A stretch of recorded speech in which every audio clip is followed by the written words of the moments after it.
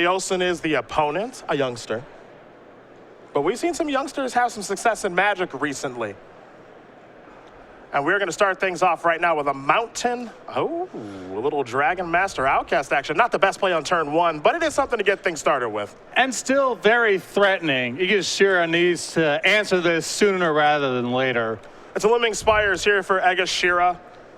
And now we start things back to Olson. He's got a Swamp and a turn two play after an attack here.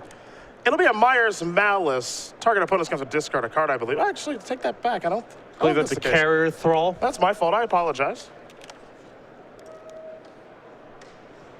Egashira with just an island. He'll pass the turn back. Olson, you see his Jund colors here this week, and he's got all three colors. There's the Forest. We'll see some beatdowns here in just a moment. Malakir Familiar. Very good curve to start off here for Olson. Now, one thing to note about this format, typically you don't see beatdowns like this, especially in Sealed, right? It's rare, but if you have a low power pool, it's a reasonable way to try to beat more powerful decks. Now there's the Eldrazi Sky Spawner. Now we talked to Brad, we talked to Tom, we talked to BDD, we talked to all these guys, even people on the floor this weekend. They can't stop talking about this card. Arguably one of the best commons, possibly the best common in blue, though Clutch of Currents probably has it covered, but an important Sealed staple. The Touch of the Void, gonna clear out the Sky Spawner. Just off of the Scion token is Kenji. Here come the beatdowns from Olson. Gonna leave that Dragon Master Outcast back.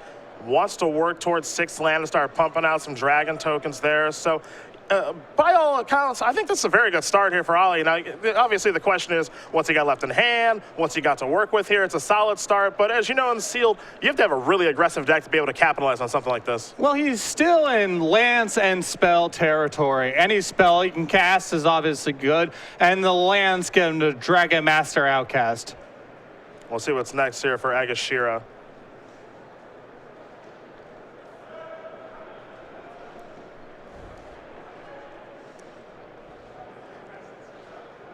Looks like a removal spell is going to take care of the Familiar.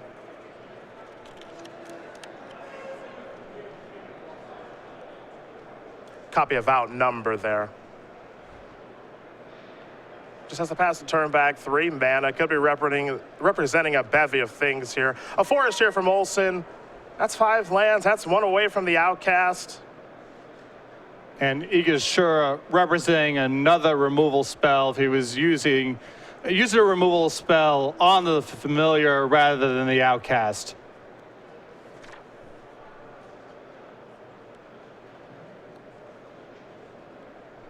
Looks like we're going to have a Titan's Presence.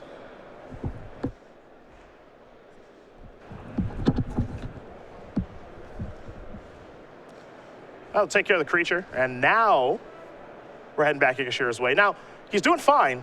But again, now he's in this area where land number 6 is a problem. Well, he's chained together 2 removal spells on other threats, so I have to imagine there's a response left for the Outcast. Sure. I would certainly hope so. As he'll play a creature and pass the turn back here. Kozilek's Channeler here. And again, now with land number 6 from Olson, I think we're going to see whatever the removal spell is from Egashira that he was holding back. The Channeler kind of interesting card here in these Eldrazi decks, and just kind of in general in this format. Any deck can play it. Being able to ramp is actually pretty helpful because then you get to start going to Rune Processor and a bevy of other things. And it's a fine body too. Yep. I mean, 5 mana for a 4/4, you're not paying a huge cost there, and it does facilitate a lot of the format's most powerful plays.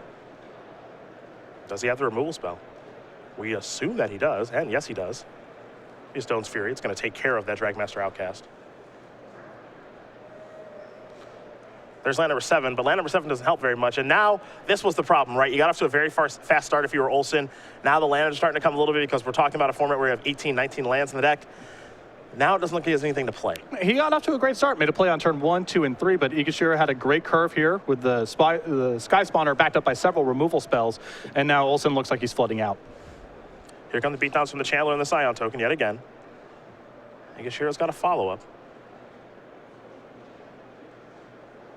Make it 2 of them, and he'll pass the turn back over to Olson. And Ollie can only just play a land and pass the turn back. A little bit of frustration on his side of the board. An isle in the draw here for Kenji. You saw Herald of Kozilek last turn, allowing for a discount on the Mist Intruder. Here come the beatdown, so even a little bit of ingest action is going to take place here. See Egashira pointing out with the misconstrued rule deal. Exile Swamp here, nothing all that impressive. He'll play an island, pass the turn back. Olson at 1. Not too much is going to get him out of this situation, unfortunately, especially with his Jund deck. At this point, Egashira even has something like Rolling Thunder covered, so yep. I would imagine we're going to game 2 here shortly.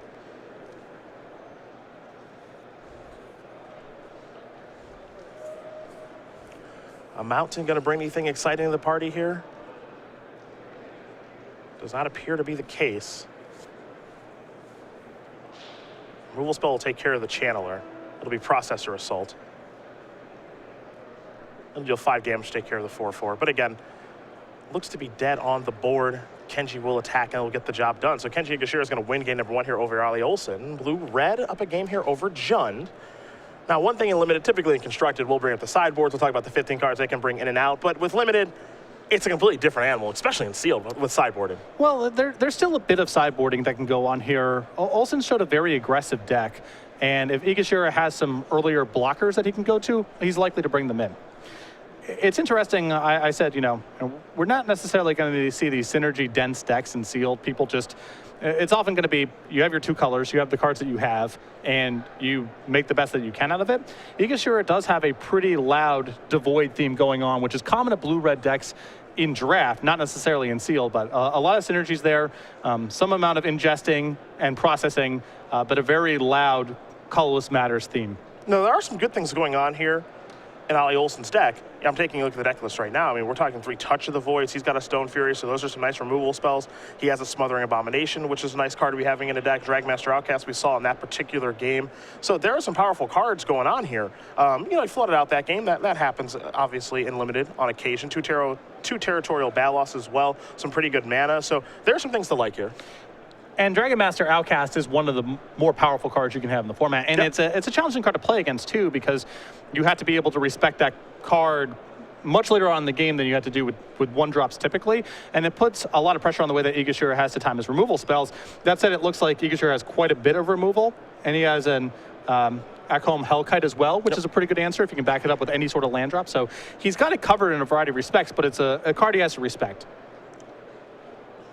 Well, these players are going to shuffle up here for game number 2 as round number 1 of Grand Prix Atlanta is underway. We've got Numot, the Nummy in the feature match area. That's Kenji Egashira. Some other players in the feature match area with no buys this weekend. Michael Jacob, who does have a Pro Tour top 8 to his name. And we're going to see as the buys start becoming eliminated and players start working away in the tournaments, some pretty big names among these. Over 2,000 people here in attendance this weekend. And we talked a lot during the pregame of what's the land count like in this format. Egashira here on 18 lands. 10 islands, 6 mountains, so definitely biased towards blue with an Evolving Wilds and a Looming Spires. Yeah. No surprise there. You're going to see a lot of lands in people's decks. That does not surprise me one bit. That's what this format really is all about. At least it feels like it to me. We talked to Brad, Brian, Tom, a lot of people on the floor this weekend about how many lands you want to play. Would you even play 20? And some players said, yeah, I'll play 20 lands. Depends on the pool, but Egashira playing 18 with Kozilek's Channeler, so he's got a lot of mana. Not a whole lot in terms of big payoff cards. Scott looking through here. A Rune Processor, a Scour from Existence, and he's playing 1 of 2 copies of Eldrazi Devastator in his pool. Okay. So not an enormous top end, but still enough for him to play 18. Yeah, the other thing that's going to be interesting to me is to see how many people play their Eldrazi and how many they play. You know, some people opt to play 2 big Eldrazi creatures, 3, maybe even 4 if the pool allows it. So. Well, they're not all created equal. This is true. And cards like Breaker of Armies and Bane of Balagad are powerful enough that even if your deck really isn't looking to play that many expensive cards, those cards can win games on their own and people will make efforts to put them in their pool. Looks like we're going to have a mulligan here for Olson. Egashira waiting patiently. He'll keep his hand. Looks like Olson's actually going to go down to 5. Ruin Processor, on the other hand, is good in some decks, and if you're able to ingest frequently, it's going to be a pretty solid play, but it's not something that's necessarily going to be an auto-included in every pool. Yep. I feel the same about Eldrazi Devastator as well. Yeah, same story there.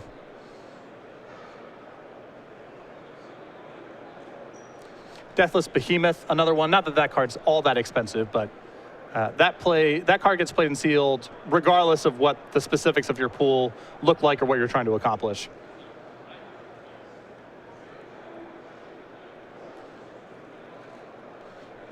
And Olson here on 5 cards. Compounding this problem is his deck is a solid 3 colors, and it increases the likelihood that he just can't get his color mana working. On top of that, one of the most powerful cards in this pool is Dragon Master Outcast, and getting to 6 lands when you're on 5 cards, also problematic. A mountain to start things here in game number 2. Egashira with a land.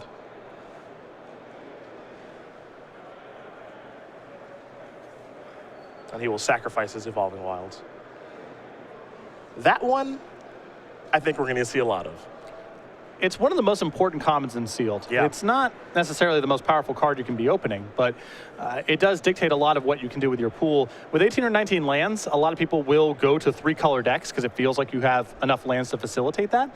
But in the absence of Evolving Wilds or some of the battle lands at Rare, it's tough to cobble together the right mana. The mana fixing in the format isn't that great, especially in contrast to something like Konzatark here, where there was a cycle of dual lands at common. The mana fixing just isn't that dense here. So Evolving Wilds is a very important card.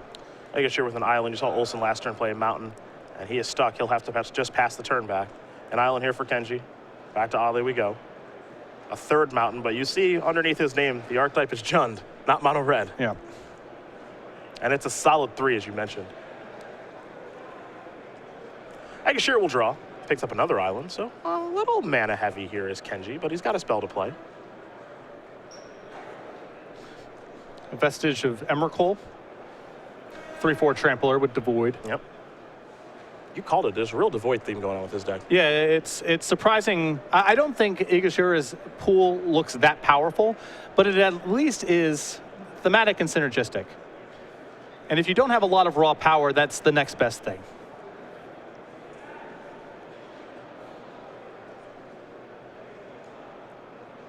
Olson with nothing to do, just has to pass the turn back. Looks like he'll be taking at least 3 points of damage this turn. So here come the beatdowns from the Vestige.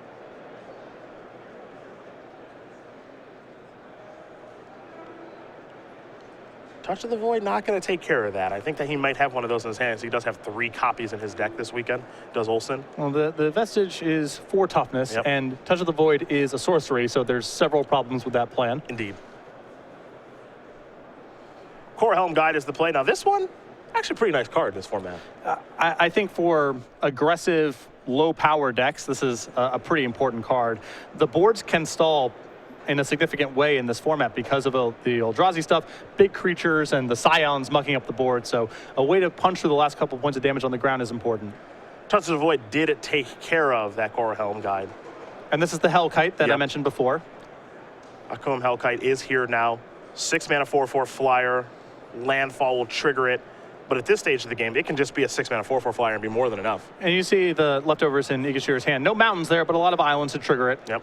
And that's the nice thing about getting a landfall threat into play is your lands and your spells are both fine draws. Belligerent Whiptail there from Olson. That's the 4 mana 4/2. Landfall, when it enters the battlefield under your control, gains first strike. But it's a little bit late to this party. On top of that, it's liable to get killed if Egashira just finds a mountain. Yeah. It does not take a lot for him to answer at this point.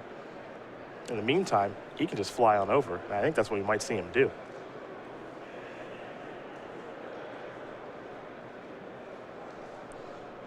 Runation Guide was the play to start things off. That's a 3/2 with the Void Ninjas. Other colorless creatures you control get +1/+0, which is convenient. It's a combo.